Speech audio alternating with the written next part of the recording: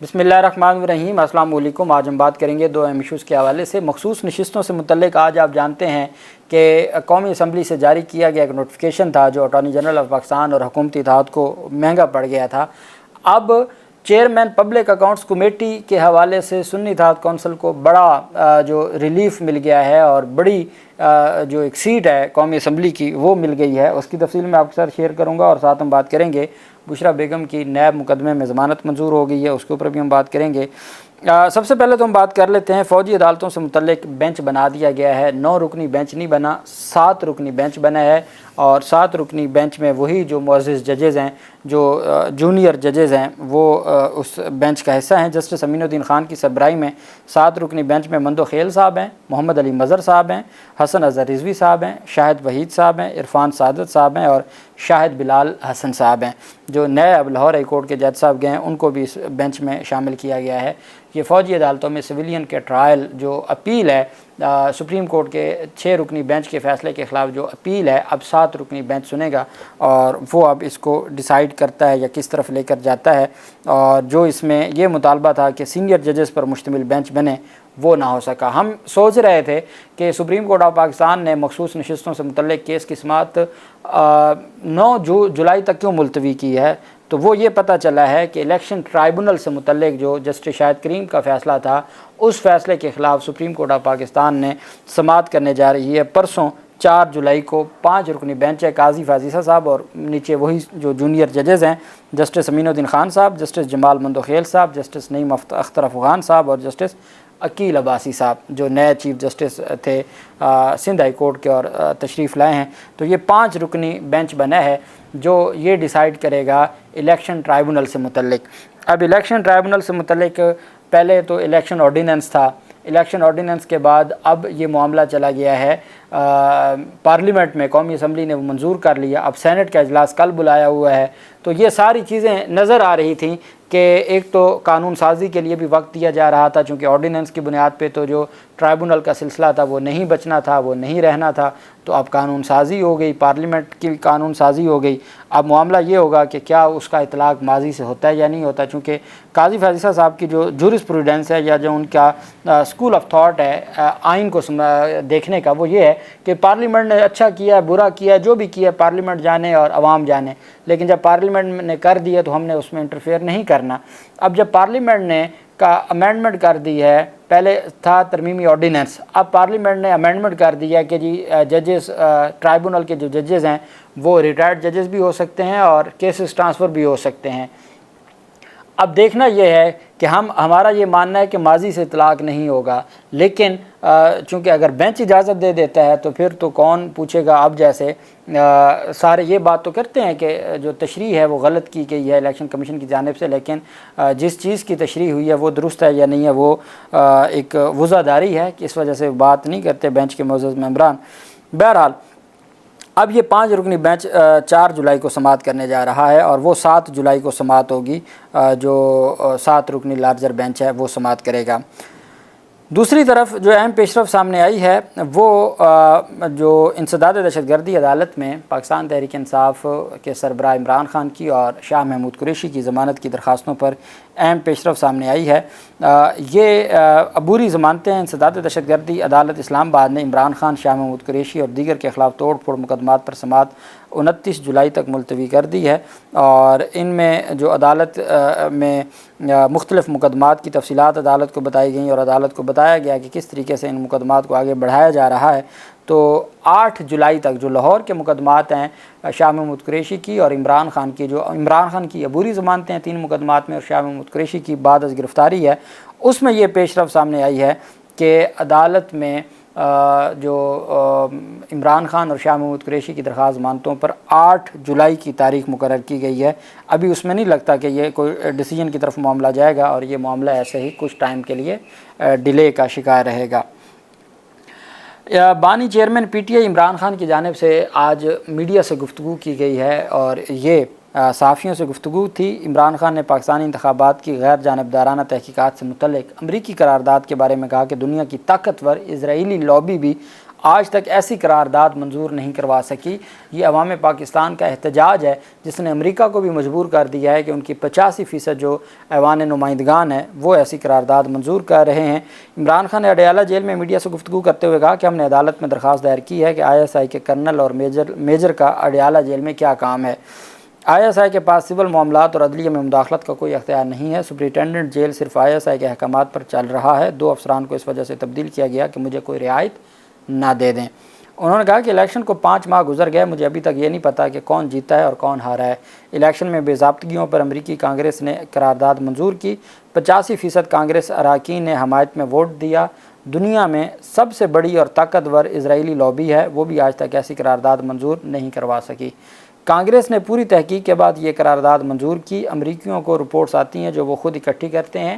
اقوام متحدہ کا بھی میرے بارے میں بیان آیا ہے۔ جواب میں پاکستانی حکومت نے کانگریس کی قرارداد کے مقابلے میں اپنی قرارداد پیش کی ہے۔ حکومت قراردادیں پیش کرنے کی بجائے ملک کو بچانے کا سوچے۔ عمران خان کا کہنا تھا کہ جو پلڈاٹ اور فافن کی رپورٹس میں بھی دھاندلی کی تصدیق کی گئی ہے اور جو چیف الیکشن کمشنر کو دھاندلی کو کور کرنے کے لیے لگایا گیا ہے۔ سارا ملک کہہ رہا ہے کہ فراڈ الیکشن کروایا گیا ہے۔ ساری دنیا وہی کہہ رہی ہے جو کمشنر پنڈی نے کہا اور سابق وزیر اعظم انوار اللہ کاکڑ نے حنیف عباسی کو تانا دیتے ہوئے جو فارم 47 والا کہا تھا۔ ریٹائرڈ ججز کو ٹرائبونل میں تعینات کر کے مرضی کے فیصلے حاصل کرنے کی کوشش کی جا رہی ہے۔ بانی چیئرمین PTI نے کہا کہ سپریم کورٹ مخصوص نشستوں پر الیکشن کمیشن کا کردار دیکھے۔ کسی بھی جمہوریت میں ایک پارٹی کی سیٹ دوسرے کو نہیں دی جا سکتی، یہ کہیں نہیں ہوتا۔ انہوں نے زور دیا کہ اگر یہ حکومت رہ گئی تو لکھ لیں اگلے بجٹ میں غربت اور قرض مزید بڑھ جائیں گے، اخراجات بڑھ جائیں گے اور آمدن بہت کم ہو جائے گی۔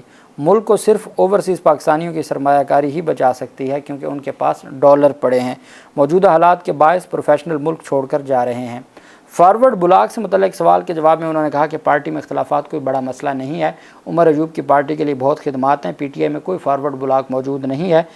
یہ ایسی پارٹی ہے جو اپنے ووٹ کی طاقت پر بنی اور قائم ہوئی۔ PTI سے مضبوط جماعت ملک میں موجود نہیں ہے، اس میں فارورڈ بلاک بن ہی نہیں سکتا۔ عمران خان نے کہا کہ پارٹی میں اختلافات کی بنیاد غلط فہمی ہے۔ جمعرات کو دونوں گروپس کو ملاقات کے لیے اڈیالہ جیل بلا لیا ہے۔ کچھ لوگوں نے تشدد کے باعث اور کچھ نے فائلیں دیکھ کر پارٹی چھوڑ دی۔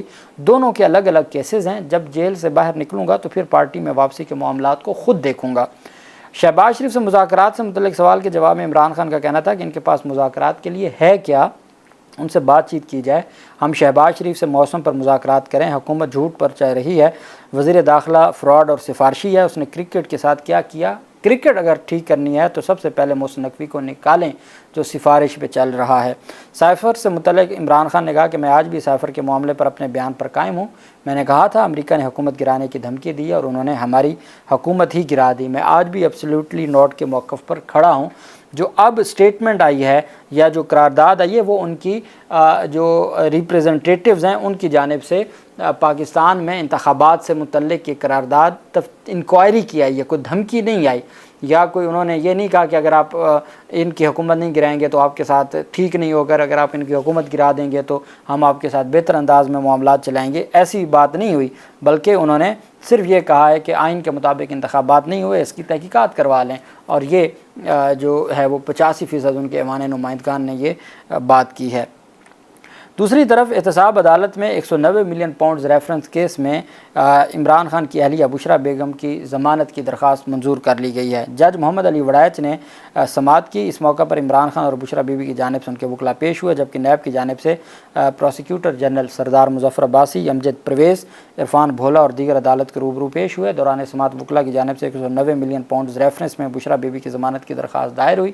پروسیکیوٹر جنرل سردار مظفر نے ضمانت کی درخواست پر دلائل دیتے ہوئے موقف اپنایا کہ 190 ملین پاؤنڈز میں بشرا بیوی کی گرفتاری مطلوب نہیں ہے اور نہ ہی ان کے وارنٹ گرفتاری جاری کیے گئے، اس لیے درخواست نہیں بنتی۔ مزید کہا کہ 31 اکتوبر 2023 کو بھی ہم نے کہا تھا کہ بشرا بیوی کے وارنٹ گرفتاری جاری نہیں کیے گئے۔